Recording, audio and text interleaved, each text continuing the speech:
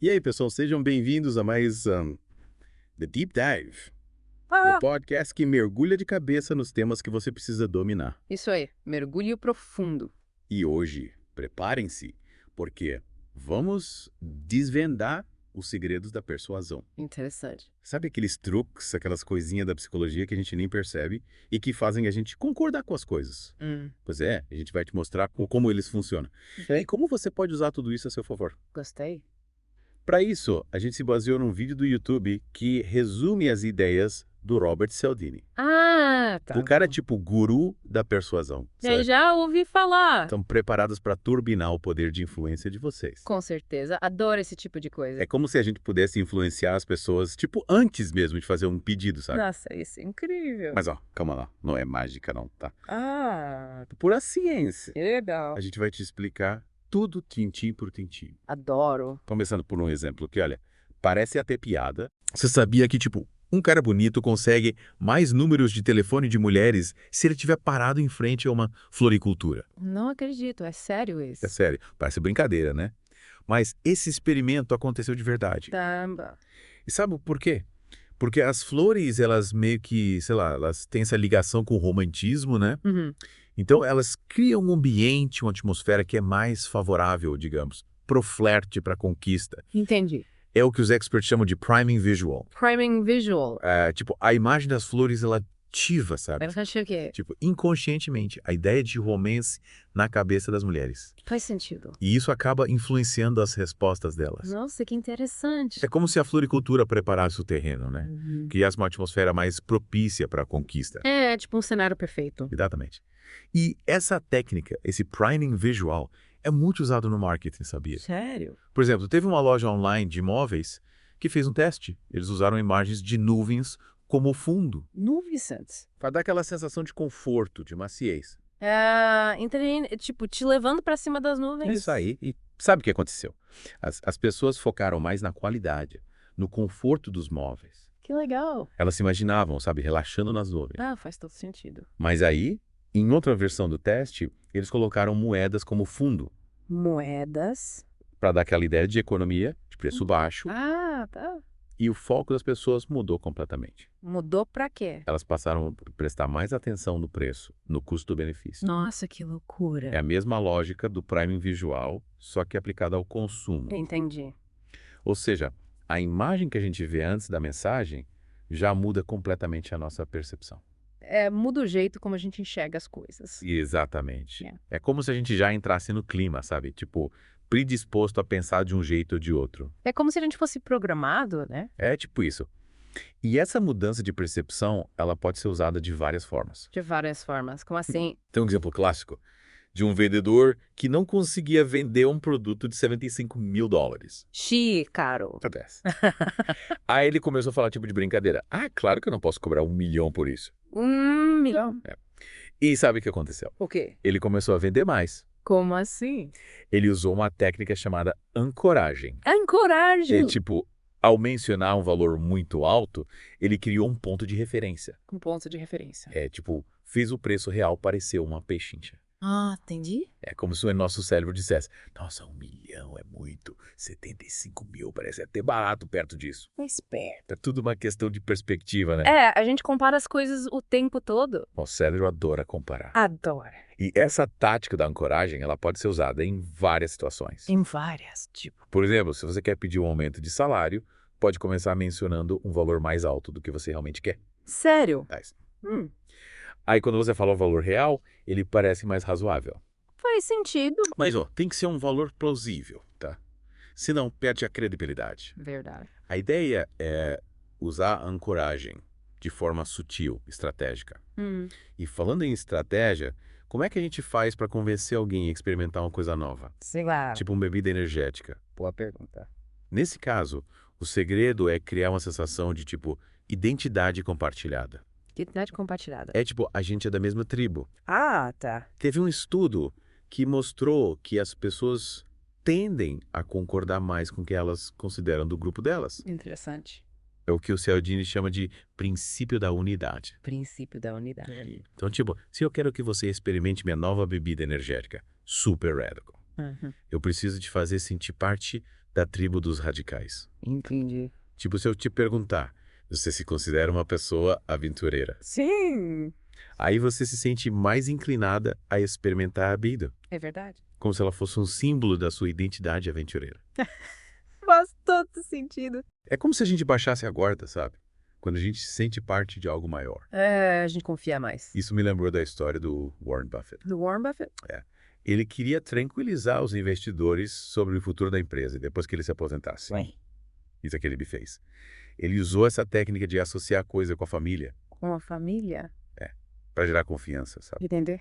Ele disse: o que eu diria para minha família se eles me perguntassem sobre o futuro da Berkshire? Nossa. Essa frase simples, ela evocou um sentimento de confiança, de união. Fez todo mundo se sentir parte da família. Como se ele estivesse dando um conselho para os investidores, da mesma forma que ele daria para a família dele. Caramba, que inteligente. Ele usou o poder da família para gerar confiança nos negócios. Incrível. É incrível como essas técnicas de persuasão, elas se aplicam a várias áreas da vida, né? É verdade. Mas será que elas funcionam com todo mundo? Boa pergunta. Essa é uma ótima pergunta. Tipo, será que tem gente que é imune a essas coisas? Sei lá. Essa é uma ótima pergunta. E a resposta é sim, Sim. mas com algumas nuances.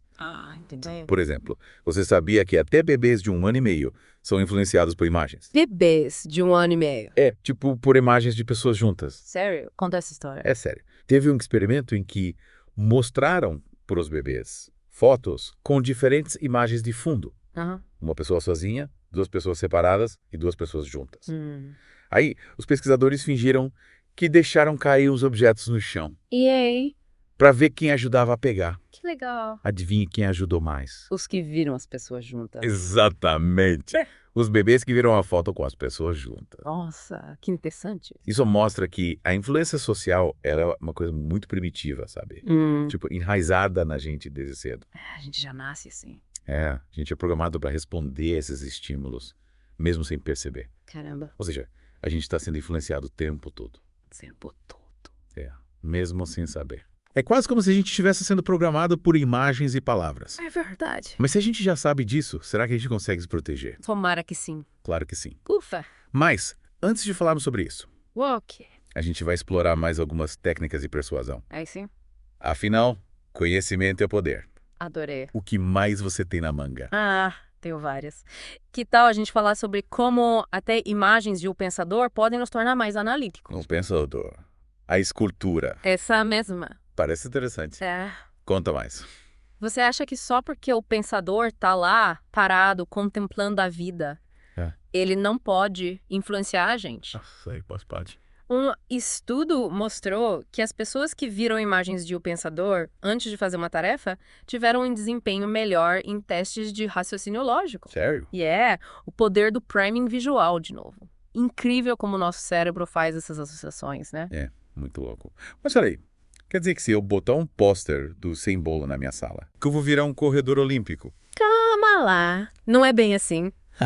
As imagens podem até influenciar nosso comportamento, mas milagre elas não fazem, né? Verdade. No caso do Usain Bolt, a imagem pode te dar um gás a mais na hora de malhar, mas você ainda precisa correr, suar a camisa e treinar duro pra chegar lá. Faz sentido. É como se a imagem te colocasse no mindset certo, sabe? Te inspira a dar o seu melhor. Yes. Mas, e as palavras? Yeah. Elas também têm esse poder. Com certeza. As palavras são ferramentas poderosíssimas de persuasão. Sério. Por exemplo, você sabia que usar a palavra conselho, em vez de feedback ou opinião, pode tornar as pessoas mais receptivas às suas sugestões? Interessante, né? Mas qual a diferença? Pra mim parece a mesma coisa. Na verdade, não é. A palavra conselho cria uma sensação de proximidade, de colaboração. Enquanto feedback e opinião podem soar mais distantes, mais críticos, sabe? Entendi. É como se você estivesse pedindo ajuda em vez de julgamento. Tipo, me dá um conselho aí, camada. Exatamente. E essa pequena mudança na linguagem pode fazer toda a diferença na receptividade das pessoas. Nossa, que legal. Em vez de perguntar qual o seu feedback sobre esse projeto, experimente dizer que conselho você me daria para melhorar esse projeto. Faz todo sentido. É como se a gente convidasse a pessoa a participar da construção, a se sentir parte do time. Isso. E por falar em time, lembra da história do cara que queria convencer o colega a implementar uma mudança no projeto? Lembra? Ele estava encontrando resistência. Exatamente. Ele usou a tática da reciprocidade. Exatamente. Ele lembrou o colega de uma situação anterior em que ele próprio tinha aceitado uma sugestão do colega, mesmo discordando no início. Isso aí. Ele mostrou que também estava disposto a ceder, a colaborar, sabe? Criando um clima de confiança e reciprocidade. E sabe o que aconteceu? O quê? O colega se sentiu compreendido e acabou aceitando a nova proposta. Que legal. É como se ele tivesse dito, olha, eu te ajudei antes, agora é sua vez de me ajudar. Perfeito. A reciprocidade é um gatilho mental muito poderoso. É mesmo? A gente se sente naturalmente inclinado a retribuir favores, mesmo que sejam pequenos. Verdade. Mas é importante usar essa técnica com cuidado para não parecer manipulador. Com certeza. A gente quer usar a persuasão pro bem, né? Influenciar as pessoas de forma positiva, ética. Exatamente. Mas como saber se a gente está sendo um manipulador ou não? Uma boa pergunta para se fazer é: se a pessoa soubesse de todas as informações, de todas as minhas intenções, ela ainda concordaria com o meu pedido? Se a resposta for não, é sinal de que você está sendo manipulador. Faz sentido. Transparência e honestidade são essenciais para uma persuasão ética. Com certeza. Mas e quando a gente é o alvo da persuasão? Como se proteger da manipulação? Primeiro, é preciso estar consciente de que a gente está sendo persuadido o tempo todo, né? É verdade. As propagandas, as notícias, as conversas com amigos e familiares, tudo envolve algum grau de persuasão. É importante ter o radar ligado. Tipo, ficar esperto com as mensagens subliminares, né? Exatamente. E não aceitar nada como verdade absoluta. Questionar tudo. Isso. Question tudo. Procure diferentes pontos de vista. E forme sua própria opinião. Se alguém fizer um pedido que te deixe desconfortável, não tenha medo de dizer não. E se a pessoa insistir? Seja firme. Você tem o direito de discordar e de tomar suas próprias decisões. Se a pessoa não respeitar seus limites, talvez seja melhor se afastar. Nossa, quanto é dito importante. É muita informação para processar, mas acho que o principal é usar a persuasão com responsabilidade, né? Com certeza. A persuasão é uma ferramenta poderosa, mas é como uma faca, sabe? Sei. Pode ser usada para cortar pão ou para machucar alguém. A escolha é nossa. Que bela analogia. E falando em escolha, que tal a gente escolher um bom exemplo para ilustrar essa questão da ética na persuasão? Que tal a gente falar sobre como a persuasão pode ser usada para promover causas sociais importantes? Boa. Tipo, convencer as pessoas a se vacinarem, a doarem sangue, a combater o preconceito. Exatamente. A persuasão pode ser uma ferramenta poderosa para mobilizar as pessoas em prol do bem comum. Mas é importante lembrar que a persuasão não é uma fórmula mágica, né? As pessoas não são robôs que a gente pode programar para fazerem o que a gente quer. Verdade. A gente precisa usar a persuasão com respeito, empatia e diálogo. E estar preparado para ouvir não também. Nem sempre a gente consegue convencer as pessoas, tudo bem. Faz parte. O importante é a gente tentar fazer a nossa parte, usando a persuasão como uma ferramenta para construir um mundo melhor. Falando em construir um mundo melhor, tem um exemplo que me deixou de queixo caído. Qual? Lembra daquele experimento com bebês que a gente comentou? Aquele que mostrava que os bebês que viram imagens de pessoas juntas ajudavam mais. Esse mesmo. Pois é. Ele mostra que a gente já nasce com uma tendência à cooperação, à empatia. Verdade. É como se a gente tivesse programado para viver em comunidade, para ajudar o próximo. É verdade. E isso me dá esperança, sabe? Também. Se até os bebês são capazes de sentir empatia, imagina o potencial que a gente tem como adultos para construir um mundo mais justo, mais saudável. Com certeza. E a persuasão pode ser uma ferramenta poderosa para despertar esse potencial. Sem dúvida. Mas e aí, como a gente usa a persuasão no dia a dia? Tipo, na hora de pedir um aumento, de convencer um cliente a fechar um negócio, Sim. de pedir alguém em casamento. Calma, calma. Uma coisa de cada vez. Vamos começar com um pedido de aumento. Quer saber como usar a persuasão para aumentar seu salário? Quero. Quem não quer, né? Verdade. E conta tudo. Primeiro, você precisa preparar o terreno, é como a gente falou lá no início. Criar um ambiente propício para que seu pedido seja bem recebido. E como eu faço isso? Comece destacando seus resultados, suas contribuições para a empresa. Mostre ao seu chefe o valor que você agrega ao time. Tipo, fazer um PowerPoint com gráficos e estatísticas mostrando que eu sou o máximo. Pode ser. Mas o importante é ser autêntico, genuíno. Não adianta inventar dados ou exagerar suas conquistas. A sinceridade é a base da persuasão ética. Entendi. E depois de mostrar meus resultados, o que eu faço? Chegando e falo, quero um momento. Calma lá. Você ser mais sutil. Você pode usar a técnica da ancoragem. Comece mencionando um valor um pouco acima do que você realmente deseja. Tipo, se eu quero um aumento de 10%, eu peço 15%. Exatamente. Isso cria um ponto de referência que faz seu pedido real parecer mais razoável. Mas lembre-se, tem que ser um valor plausível dentro da realidade da empresa. Senão meu chefe me dá um pé na bunda, né? Exatamente. E além da ancoragem, você pode usar outras técnicas de persuasão como a reciprocidade. Tipo, lembrar meu chefe de todas as vezes que eu fiquei até tarde trabalhando ou cobrir as férias do colega. Perfeito. Mas sem parecer que você está cobrando favores, ok? A ideia é mostrar que você é um funcionário dedicado que merece ser recompensado por seu esforço. Entendi. E na hora de falar, qual tom de voz ideal? Cheio de confiança, tipo, manda bala no aumento. Ou mais humilde, tipo, por favorzinho, preciso pagar o aluguel. Nem um, nem outro. O ideal é ser assertivo, confiante, mas sem arrogância. Mostre que você sabe o seu valor, mas que também reconhece o valor da empresa e a importância de um bom relacionamento com o seu chefe. Entendi. É como se a gente tivesse que dançar um tango, né? Um passo pra cá, outro pra lá.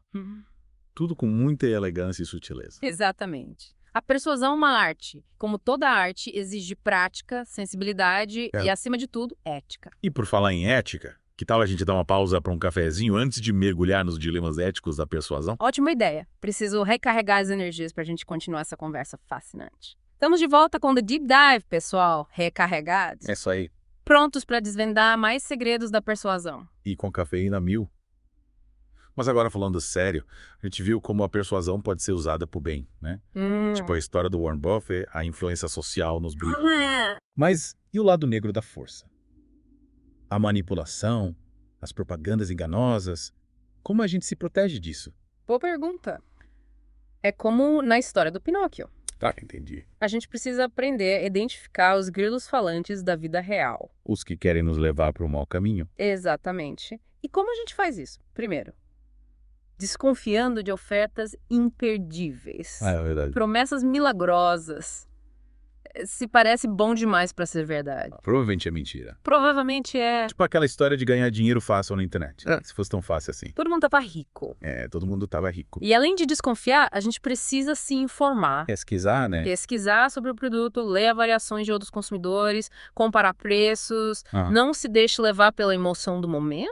Tem que pensar com a cabeça fria. Isso. Mas mesmo assim a gente cair na lábia do vendedor.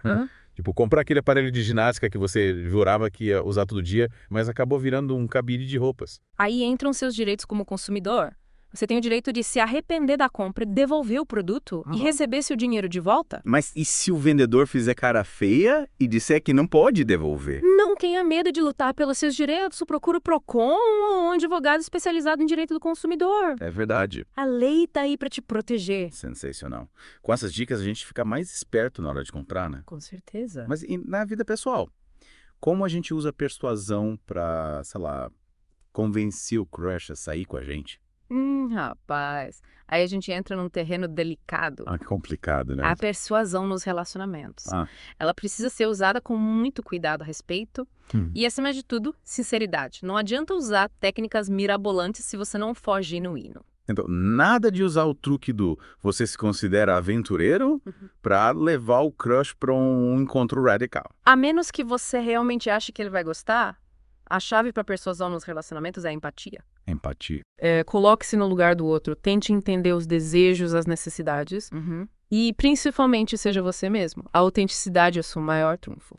Acho que a gente cobriu bastante coisa hoje, né? Bastante. Desde o poder do priming visual até os dilemas éticos da persuasão.